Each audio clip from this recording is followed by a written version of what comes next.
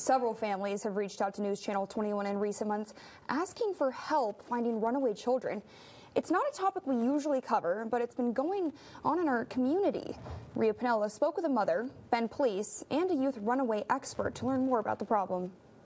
Amy Meddock said her 16-year-old daughter Ember ran away from her home in Kelso, Washington during the first year of the pandemic. From the parent side, it's lonely, and we try to figure out where we went wrong. She says Ember met an older man who drove her to Bend and Medford. This man ended up trafficking her to Old Men for the next 3 days. A lot of times we try to find a reason why a young person's running away, and it tends to fall back on the young person. Eliza Wilson, the director of runaway and homeless youth programs for JBarJ Youth Services, cites two main reasons young people run away. One is when a family conflict starts to escalate and the conflict is not resolved. Another reason is when a young person does not have any family support due to other factors like abuse, neglect, and addiction. Homelessness is also a risk factor, one Wilson knows all too well. I did experience homelessness as a young person off and on. The 2022 point-in-time count found 223 people experiencing homelessness in Central Oregon were under the age of 18. You talk about homelessness, you talk about trauma and drug use.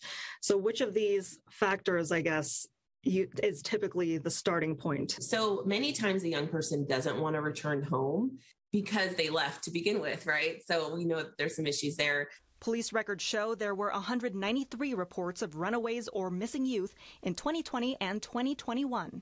Many of the times when a young person runs away, a parent doesn't call them as a runaway. I think a common misconception is that they would get arrested or cited or taken to the juvenile department. That does not happen. The Bend Police Department puts information about missing people, including their physical descriptions and where they were last seen, into national databases.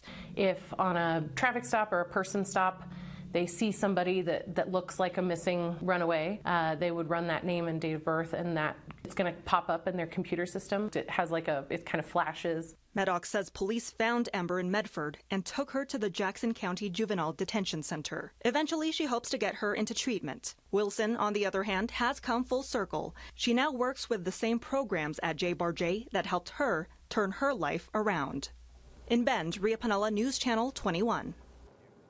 And there are many resources available to help families and young people like Ember.